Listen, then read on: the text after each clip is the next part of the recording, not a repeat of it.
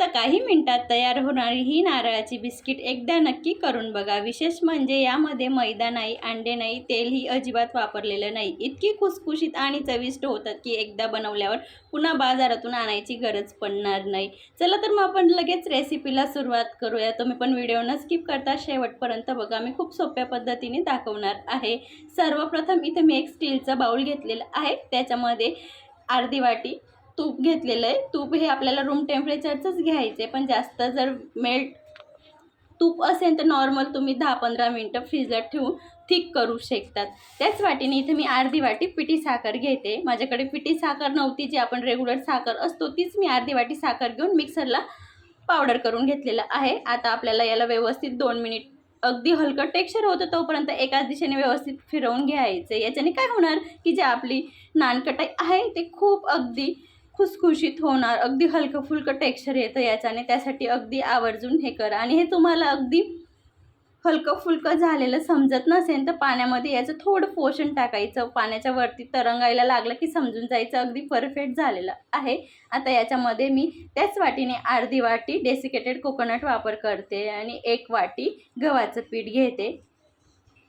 आज आपण जराही मैदा नाही वापरणार आहोत, खूप हेल्दी रेसिपी आहे, म्हणून तुम्ही मुलांना एकदा नक्की बनवा।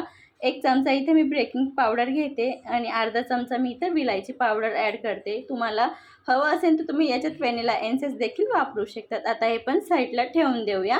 इथं मी एक मोठी प्लेट घेते, ताट, त्याला तूप लावून घेतलेलं आहे। तूप लावून आपण साईडला ठेवून द्यायचं। ही जी प्रोसिजर आहे ती सुरुवातीलाच करून ठेवायचं आहे। दुसऱ्या साईडला मी कढई पण गरम करण्यासाठी ठेवलेली आहे। आपण खास करून कढईमध्ये बेक करणार आहोत, त्यासाठी सुरुवातीलाच आपल्याला कढई प्रीहीट होण्यासाठी ठेवून द्यायचं आहे। आता आपल्याला हे सर्व साहित्य हलक्या हाताने मिक्स करून घ्यायचे। सुरुवातीला आपल्याला इथं जराही दूध वगैरेचा वापर करायचा नाही आहे। सुरुवातीला सर्व आपल्याला व्यवस्थित मिक्स झालं की मग आपण गरजेनुसार दुधाचा वापर करूया।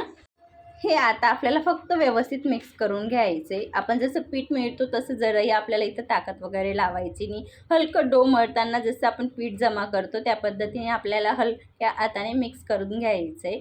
आता व्यवस्थित मिक्स झालेलं आहे। मी इथं रूम टेम्परेचरचं दूध घेतलेलं आहे। इथं सुरुवातीला 3 टेबलस्पून दूध ॲड करते, तसं लागेल गरजेनुसार आपल्याला थोडं थोडं ॲड करायचं आहे, डायरेक्ट जास्त करायचं नाही आहे। मला सुरुवातीपासून तर शेवटपर्यंत 6 ते 7 टेबलस्पून इथं दुधाचा मी वापर केलेला आहे। तुम्हाला याच्यापेक्षा कमी देखील लागू शकतं। आपण याच्यामध्ये गव्हाचं पीठ वापरलेलं आहे, तुम्ही कोणतं गव्हाचं पीठ वापरतात त्यानुसार अगदी एखादा चम्मच जास्त किंवा कमी होऊ शकतं। आता मी हलक्या हाताने व्यवस्थित डो मळून घेतलेला आहे। मी तर 2 पोर्शनमध्ये डो मळलेला आहे, असंच डो मळून साईडला ठेवलेला आहे, कारण की भांडं मला छोटं पडत होतं मळण्यासाठी, तर मी 2 भागात डिवाईड करून घेतलेला आहे। आता आपण एक एक करून नानकटाई बनवून घेऊया। मी इथे एक ब्रेकफास्ट स्पून घेतलेला आहे, त्याच्याने एकसारखं आपले नानकटाई एकसारखे होतील तेवढं आपल्याला पीठ हवं तेवढं 1 चमचा मी पीठ घेते। बघू शकतात त्या पिठाने आपल्याला नानकटाई अगदी गोल आणि हलकं प्रेस करून घ्यायचं आहे। नॉर्मल क्रॅक पडतात, नॅचरल असतं ते, म्हणून पडतात। त्याच्याने आपली नानकटाई खूप छान बेक होते आणि खायला पण खूप छान लागते। आणि अगदी जास्त क्रॅक वगैरे पडत असाल तर याच्यात अजून 1-2 चमचा दूध ॲड करून परत डो व्यवस्थित मळून घ्यायचा। बघू शकता तिथे मी तुम्हाला दुसरी नानकटाई पण बनवून दाखवलेली आहे।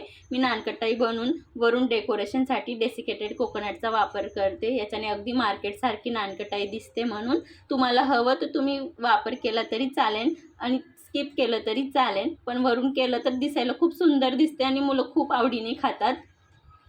मी नॉर्मल क्रॅक पडले की हाताने अगदी गोल करून घेते, तेवढे पण क्रॅक राहत नाही। परत आपल्याला नानकटाईला डेसिकेटेड कोकोनटमध्ये खालून वरून प्रेस करून घ्यायचं आहे। या पद्धतीने मी तुम्हाला 3 नानकटाई बनवून दाखवलेल्या आहेत, त्याच पद्धतीने मी सर्व नानकटाई बनवून घेतलेले आहेत, बघू शकतात। दुसरीकडे आपली कढई पण चांगली प्रीहीट झालेली आहे। आता आपण ताटला हलगत ठेवून घ्यायचं आहे, बघू शकतात। आणि हे जराही ताटाला चिपकणार नाही। आपण सुरुवातीलाच ताटाला तूप लावून घेतलेलं आहे। आता आपण 30 ते 35 मिनिटासाठी अगदी मंद फ्लेमला बेक करून घेणार आहोत।